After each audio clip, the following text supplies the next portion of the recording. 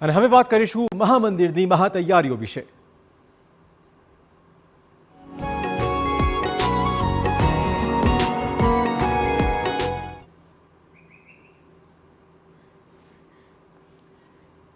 અયોધ્યા આવતા લોકોની સંખ્યા દિવસે દિવસે વધી રહી છે।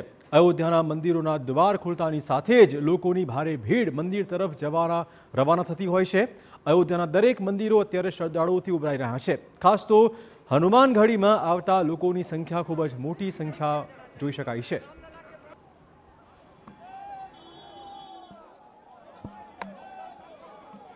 હનુમાનગઢીના દરવાજાની ખુલવાની રાહ લોકો જોતા હોય છે। અયોધ્યાના દરેક મંદિરોમાં એવી ભીડ છે। આપ જુઓ અહીં જે સંખ્યા છે જે લોકોની તેને જોઈને આપ અંદાજ લગાવી શકશો કે કેટલા લોકો મંદિરના દ્વાર ખુલેની રાહ જોઈને અત્યારે અયોધ્યામાં જોવા મળે છે। અયોધ્યાના દરેક મંદિરો આ જ નજારો છે। જય શ્રી રામનો નાદ અને હાથમાં પ્રભુનો પ્રસાદ, આ બે વસ્તુ અહીં તમને જોવા મળશે। એક આખો એ જે માર્ગ છે, આખો માર્ગ અત્યારે ભક્તોથી ઘેરાયેલો તમને જોવા મળશે। જેવા મંદિરના દ્વાર ખુલે અયોધ્યામાં તેની રાહ જોઈને અહીં લોકો ઉભા હોય છે। આપ જુઓ અહીં दूर दूर थी कहाँ से आए हैं, कहाँ से आए? अयोध्या से।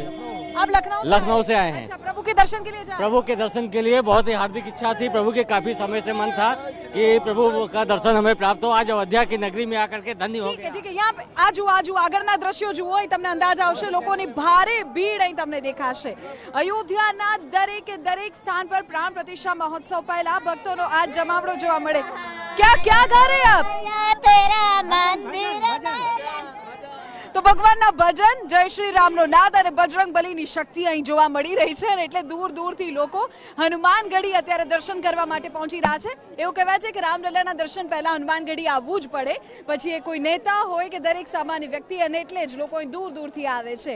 કેમેરામેન અચોટ પરમાર સાથે વિધિ TV9 અયોધ્યા। તો અયોધ્યામાં હનુમાનગઢીના લાડુને હવે મળશે GI ટેગ। અને આ સમાચારથી રામ મંદિર પ્રાણ પ્રતિષ્ઠા પહેલા લોકોમાં ઉત્સાહ વધી ગયો છે। હનુમાનગઢી લાડુને પ્રતિષ્ઠિત જીઓટોગ્રાફિક ઇન્ડિકેશન ટેગ આપવાની અરજી ચેન્નઈની GI રજિસ્ટ્રીએ સ્વીકારી છે। અગાઉ તિરુપતિના પ્રસાદને આ ટેગ મળી ચૂક્યો છે। રામોત્સવ વચ્ચે આ સમાચાર આવતા જ હનુમાનગઢીના તમામ પ્રસાદ વિક્રેતાઓમાં ખુશીનું મોજું ફરી વળ્યું છે। આ છે હનુમાનગઢીના અત્યંત પ્રસિદ્ધ લાડુ, અને વધુ પ્રસિદ્ધ એટલે થવાના છે કારણ કે અહીં તેમને હવે GI ટેગ પ્રાપ્ત થઈ રહ્યો છે। આ લાડુ કે જેને લઈને અત્યારે સમાચાર એ મળી રહ્યા છે કે હવે ઉત્તર પ્રદેશ સરકાર દ્વારા હનુમાનગઢીના પ્રસિદ્ધ લાડુ માટે GI ટેગ માટેનું અત્યારે આવેદન કરવામાં આવ્યું છે। જે વિક્રેતાઓ છે એમની સાથે વાત કરવી છે અને જાણવું છે। खुश है आप सब लोग? लड्डू तो बहुत अच्छा है, लड्डू बहुत अच्छा है और अब GI टैग भी मिलने वाला है। ये हम लोगों के लिए बहुत खुशी की बात है कि अयोध्या का लड्डू तो पहले से फेमस था, अब और फेमस हो जाएगा। अच्छा, और ये खुशखबर भी उस वक्त आई है जब ये प्राण प्रतिष्ठा महोत्सव बिल्कुल नजदीक है। जरा बताइए इस लड्डू की खासियत क्या होती है? ये बेसन से बनता है। बेसन को देसी घी में भूनकर इसमें चीनी का भूरा बनाया जाता है, उसको मिला करके तब बनाया जाता है। अच्छा, तो सारे हलवाई और आप सब लोग खुश है अभी?